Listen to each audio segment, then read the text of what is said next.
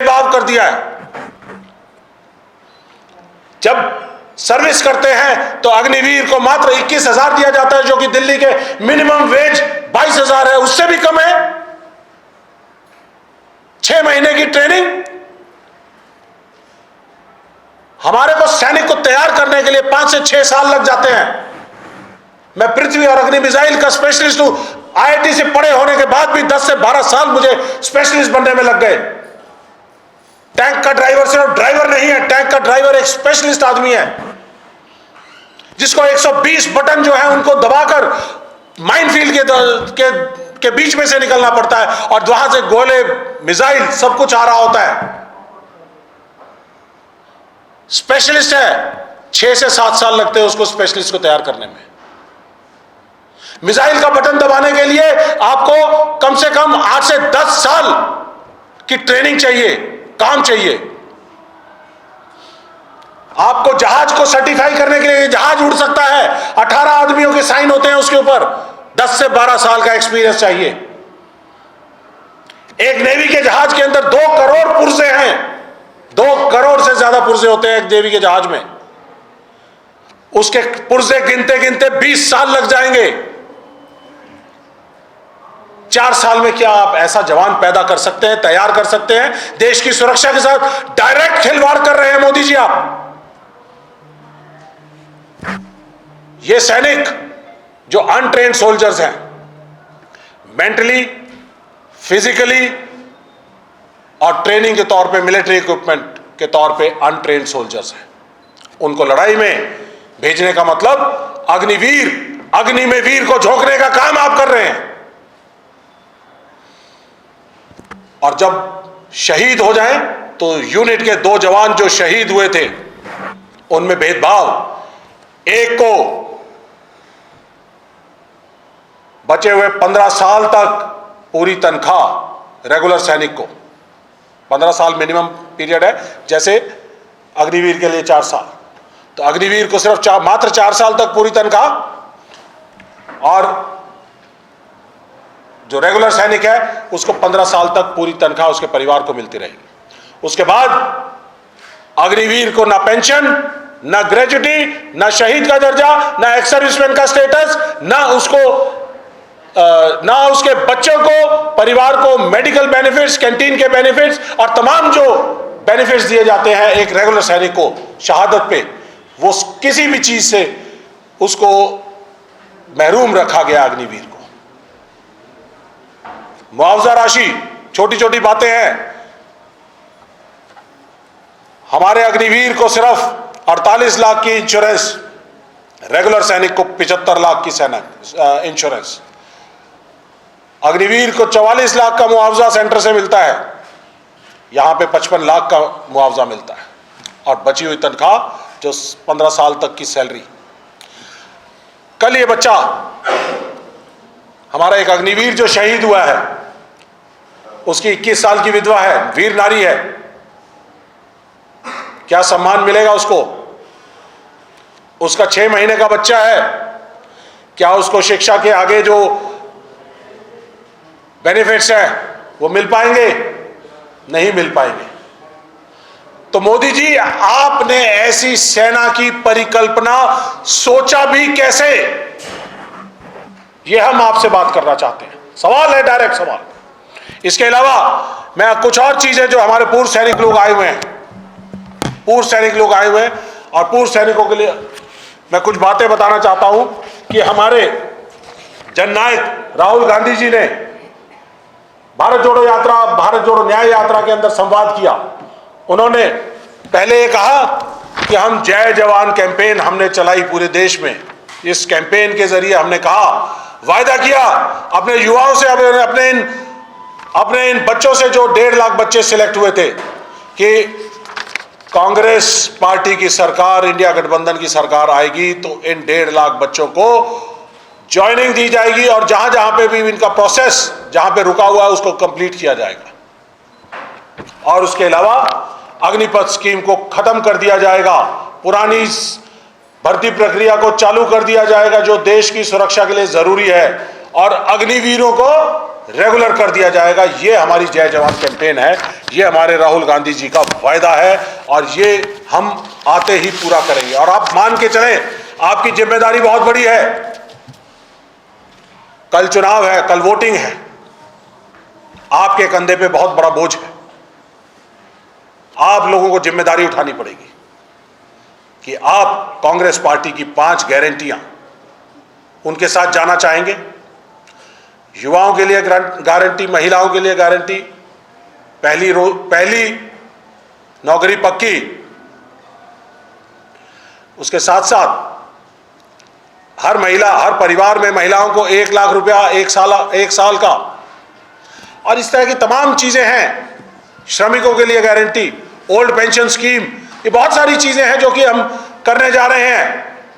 और आपके कंधे पे बोझ है, जिम्मेदारी है। आप लोगों को फैसला करना है कि आपका एक एक वोट इंडिया गठबंधन की सरकार बनाने के लिए काम आएगा और मोदी साहब जैसी जो मगरूर शासन है, सत्ता है, उसको बेदखल करने का काम आएगा।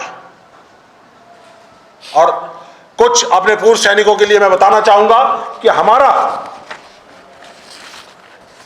कांग्रेस पार्टी का जो न्याय पत्र है, इस न्याय पत्र के अंदर हमने कहा है 1 रैंक 1 पेंशन को पूरी तरह से लागू किया जाएगा, डिसेबिलिटी पेंशन को हम दोबारा से बरकरार करेंगे, अग्निपथ स्कीम को खत्म करेंगे, 1.5 लाख बच्चों को जो ज्वाइनिंग है उनको ज्वाइनिंग देंगे और अग्निवीरों को रेगुलर करेंगे, और ओल्ड पेंशन स्कीम है उसको पूरा करेंगे। इस तरह की तमाम बातें हैं जो हमने कही हैं।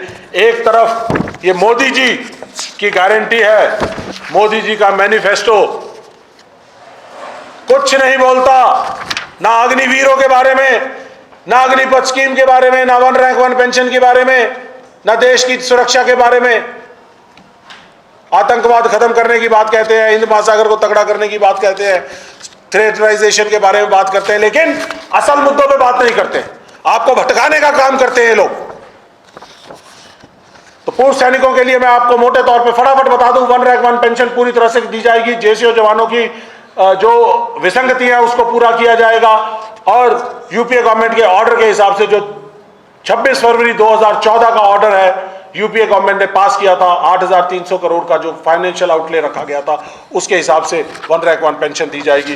तमाम फौजियों को, अफसर जवान जेसीओ को समान रूप से मिलिट्री सर्विस पे दी जाएगी। डिसेबिलिटी पेंशन को पूरी तरह से वापस किया जाएगा, और उसके साथ साथ लेटरल स्कीम कि जो हमारे जवान 35-40 साल के अंदर जो आ जाते हैं रिटायरमेंट, तो उनको डायरेक्ट किसी भी इंडस्ट्रियल हाउस के आगे उसको चौकीदार बन के खड़ा होने के लिए, गार्ड बन के खड़ा होने के लिए जरूरी नहीं है, उसको हम लेटरल एंट्री स्कीम के जरिए 7 साल तक की नौकरी उनको देने का काम करेंगे।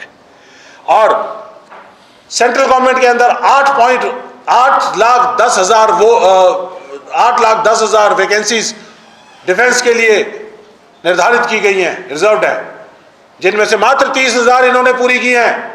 7,82,000 वैकेंसीज खाली पड़ी हैं। हम तमाम सैनिकों को वो वापस देने का काम करेंगे। ओल्ड पेंशन स्कीम के बारे में मैंने बता दिया है। वीर नारियों का जो, और रिजर्विस्ट की जो पेंशन है उसके उनके रैंक में जो मिनिमम पेंशन है उस तक हम लेके आएंगे। इसके अलावा एक्स सर्विसमैन कमीशन का बनाने का काम करेंगे, और एक्स सर्विसमैन को, पूर्व सैनिकों को हम गवर्नेंस के अंदर शामिल करेंगे।